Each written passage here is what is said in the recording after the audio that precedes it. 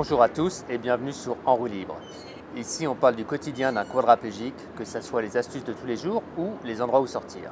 Si vous vivez au Québec ou que vous voulez venir visiter le Québec, souscrivez à cette chaîne car je parle régulièrement des meilleurs endroits adaptés. Aujourd'hui, je vais vous présenter des roues un peu spéciales que j'utilise sur mon fauteuil manuel. On les appelle les roues e-motion. Ça fait maintenant quelques mois que je les ai et je vais vous expliquer pourquoi j'ai été vers cette solution. C'est dans la série des astuces de tous les jours et on va voir comment ça fonctionne. Donc, comme je vous disais, ces roues s'appellent les e-motion, le modèle M25. Ce n'est pas le premier modèle qui sort, c'est une compagnie du nom d'Albert qui fait ça en Allemagne. Je vous ai mis un lien dans la description. Alors vous allez me dire, c'est quoi l'intérêt de ces roues? Eh bien, c'est un peu comme une assistance de vélo électrique. Donc, quand vous mettez une impulsion dans les cerceaux, c'est beaucoup plus facile d'avancer. Il y a plusieurs réglages, bien évidemment, principalement pour éviter de rentrer dans les murs quand vous êtes à l'intérieur. Et quand vous êtes à l'extérieur et que vous avez beaucoup plus de place, vous avez accès à beaucoup plus de puissance. Ce n'est pas la seule assistance électrique disponible sur le marché. Il existe aussi le fameux Smart Drive et on trouve aussi assez facilement des roues qu'on ajoute directement à l'avant du fauteuil. Personnellement, j'ai essayé plusieurs options et j'ai choisi ces roues parce que je voulais continuer à maintenir l'activité physique de pousser sur les roues.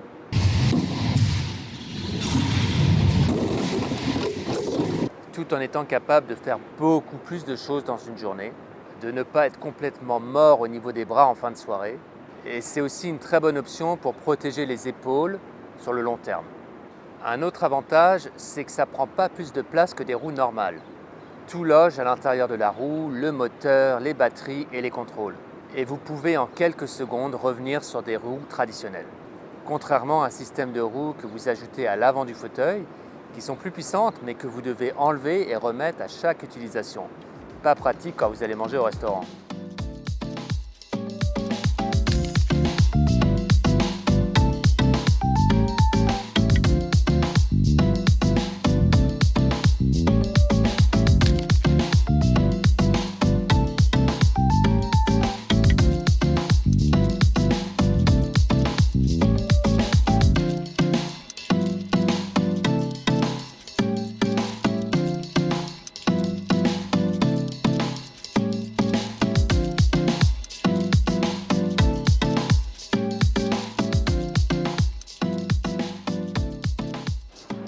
Comme d'habitude, je ne suis absolument pas sponsorisé par Albert.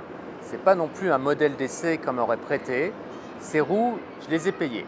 Et étant donné le prix qu'elles coûtent, ça me paraissait utile de partager l'expérience avec vous. Les roues sont livrées avec une télécommande. On peut allumer, éteindre les roues, mais aussi vérifier le niveau de charge. Elles fonctionnent aussi avec une application disponible sur Android ou iOS. Même principe que la télécommande, on connecte les roues en Bluetooth et on a accès au niveau de la batterie, on peut changer de mode d'assistance et aussi d'autres options dont je vais vous parler un peu plus tard. Pour ce qui est des batteries, mon expérience sur le terrain, c'est qu'elles peuvent durer entre 2 à 2 jours et demi avec une utilisation normale, moitié à la maison, moitié en extérieur. Si les batteries sont mortes, vous pouvez bien évidemment continuer à pousser les roues. Mais croyez-moi, ça va être comme tirer une remorque derrière vous.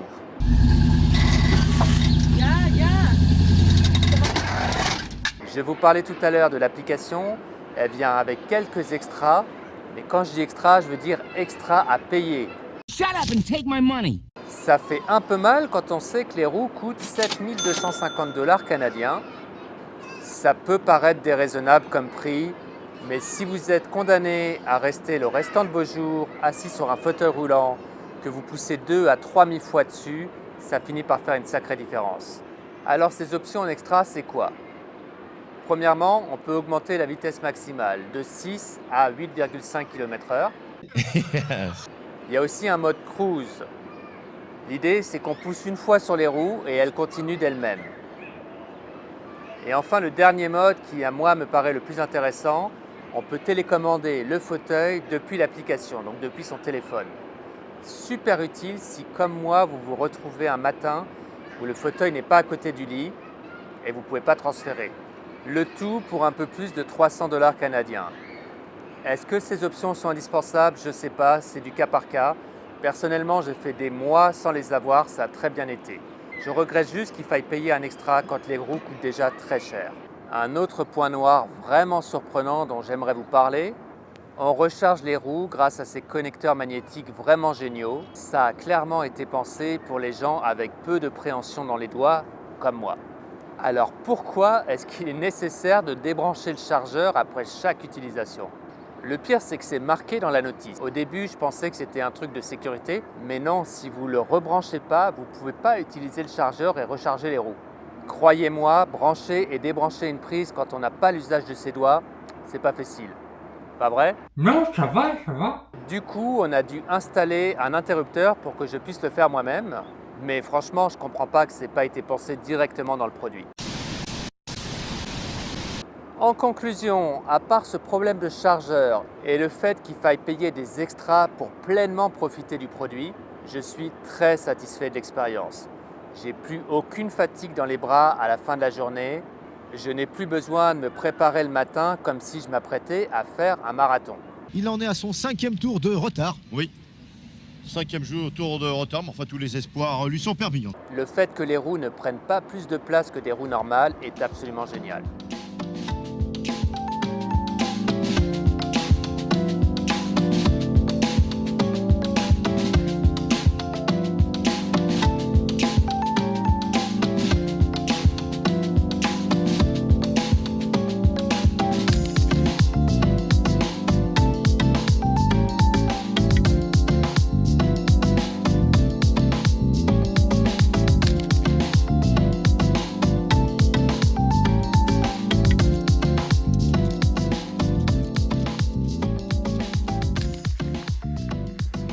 J'espère que cette vidéo vous a plu et que vous avez appris quelque chose. N'oubliez pas, on ne cherche pas la perfection mais l'indépendance. Si vous avez des suggestions de ce que vous aimeriez voir, ou bien que vous êtes vous-même en fauteuil roulant et connaissez des endroits qui vaudraient la peine d'être filmés, laissez-le moi en commentaire et on essaiera de faire une vidéo là-dessus. Merci encore d'être resté jusqu'au bout, n'oubliez pas de vous abonner si ce n'est pas déjà fait et à la prochaine.